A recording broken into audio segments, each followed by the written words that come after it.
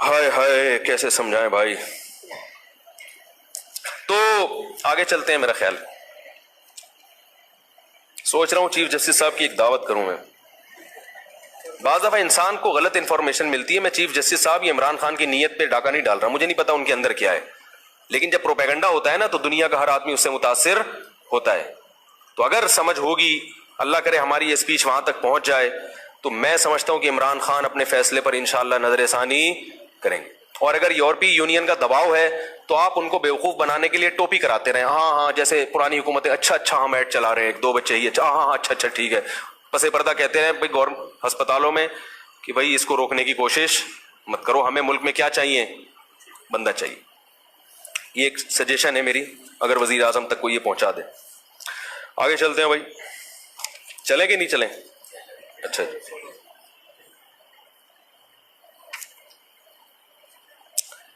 تو امریکی رپورٹ جو تھی نا MSSM 200, جو اس کا میں نے نمبر بتایا آپ کو, حوالہ نمبر, وہ یہ کہتے ہیں مسلم ممالک کی بڑھتی ہوئی آبادی اگلے 25 سالوں میں ہمارے لیے سب سے بڑا خطرہ ہے. ماہرین کا خیال ہے کہ ان ممالک کی سیاسی, معاشی یعنی اکانومیکل بھی اوپر آئیں گے, اور اقتصادی اور عسکری یعنی فوجی قوت میں اضافہ ہوگا آبادی کے بڑھنے سے. ان ممالک سے نکلنے والا خام مال جس سے مغربی کنٹریز کی کارخانوں کی چمنیاں گرم ہوتی تھیں وہ آنا بند ہو جائے گا. لوگوں میں قدرتی وسائل کو استعمال کرنے کا شعور پیدا ہوگا, وغیرہ وغیرہ. آگے لمبی تحریریں تھی. یہاں تک بات کمپلیٹ ہو گئی کہ یہ جو معاشی ترقی کے ہمیں نعرے دیے جاتے ہیں 100%, بولو بھائی, یہ جو فیملی پلاننگ کی جا رہی ہے نا, اچھا ہمارے وزیر اعظم نے یہ بھی کہا کہ انوائرمنٹ خراب ہو رہا ہے آبادی کے بڑھنے سے, اور انہوں نے مثال دی ہے کہ لاہور میں گرینری اتنی زیادہ تھی میرے بچپن میں, اب جگہ جگہ تعمیراتی گھر بن رہے ہیں جس کی وجہ سے فصلیں تیزی سے کیا ہو رہی ہیں, کٹ رہی ہیں. یہ کیلکولیشن ایسے ہی ہے جیسے وزیر اعظم صاحب کہہ رہے, چیف جسٹس نے کہا کہ زمین سے پانی اتنا نکل رہا ہے, یہ نہیں بتا رہے کہ آ رہا کتنا ہے. ٹھیک ہے نا, اللہ کے بندو, آبادی بڑھے گی تو یہ تو گورنمنٹ کی ذمہ داری ہے کہ آبادی کو پھیلائے, وہ آبادی کو کیا کرے, وہ پھیلائے. اور گرینری کیا کرے کہ جو ایسی زمینیں جو زرخیز ہیں اور اس کے قابل ہیں, اور یعنی پیداوار کے قابل ہیں, ان کو استعمال کرو تاکہ آپ انوائرمنٹ کیا ہو جائے, صحیح ہو جائے.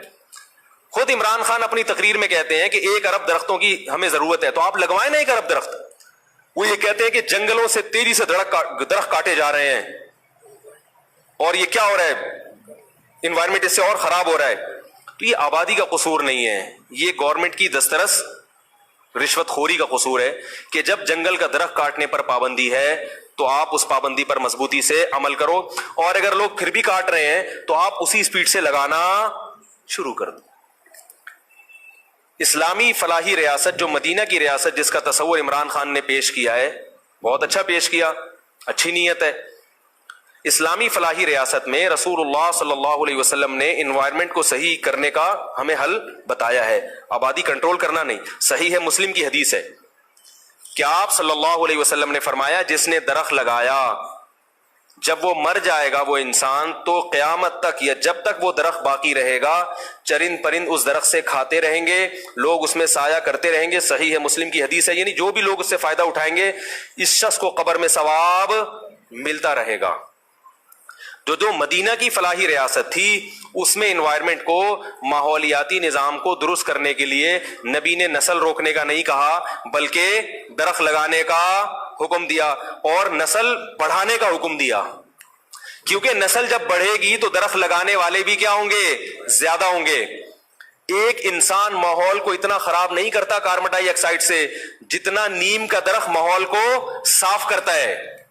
آپ جب 1 ارب درخت لگائیں گے تو اس کے لیے آپ کو کروڑوں انسان بھی تو چاہیے جو لگائیں اس درخت کو, یا ایک آدمی کی ذمہ داری ہوگی کہ 1 ارب درخت لگا دے؟ تو آپ قومی شعور پیدا کریں کہ بھائی ہر آدمی اپنے گھر کے باہر درخت لگائے. عمران خان نے جو یہ بیان دیا کہ مرغیاں پالو بکریاں پالو, لوگ اس پہ مذاق اڑا رہے ہیں, میں اس پہ بھی عمران خان کو اپریشیٹ کرتا ہوں, بالکل صحیح کہا ہے. یہی بیان اگر کوئی انگریز دیتا تو لوگ کہتے دیکھو گورے کتنی دور کی سوچتے ہیں. بالکل صحیح کہا ہے, آبادی جتنی زیادہ ہو اگر آپ جانور پالنا شروع کر دیں ملک میں خوراک کا مسئلہ رہے گا ہی نہیں. ابھی بھی نہیں ہے خوراک کا مسئلہ, یقین نہ آئے تو جو جو مرغیوں کا کاروبار کر رہے ہیں نا, یہ جب نئی دکان کھولتے ہیں تو ان کے پاس کسٹمر کی کمی ہوتی ہے, اس وجہ سے دکان بند ہوتی ہے. مرغیوں کی سپلائی کی وجہ سے کبھی بھی کوئی دکان بند نہیں ہوئی ہے. کوئی بھی مرغیوں کا کاروبار کرتا ہے اس کو کبھی یہ شکایت نہیں ہوتی کہ مرغیوں کی سپلائی مجھے نہیں مل رہی, مرغیاں شارٹ ہو گئی ہیں. وہ تو کبھی کبھار ایک حادثاتی طور پر ہو جائیں. اگر مرغیاں شارٹ ہوتی, قصائیوں کے پاس گوشت آنا شارٹ ہو رہا ہوتا, تو ہم کہتے ہیں ملک میں گوشت کی کمی ہے. کبھی بھی نہیں ہے, کیونکہ قصائیوں کو شکایت یہ نہیں ہوتی, تبھی تو وہ ہر کسٹمر کو اپنے پاس لا رہے ہوتے ہیں, ہاں یار یہاں سے مجھ سے خرید لو. اگر گوشت کی پیچھے سپلائی کم ہو جاتی تو کہتے تو مجھ سے نہ خریدو, میں پہلے اتنی مصیبت سے لے کر آیا, اپنے بچوں کو کوفتے بنا کے کھلاؤں گا میں. یہ مشاہدے پر مبنی میں آپ کو حقیقت بیان کر رہا ہوں, جو گراؤنڈ ریئلٹی ہے, جو نظر آ رہی ہے.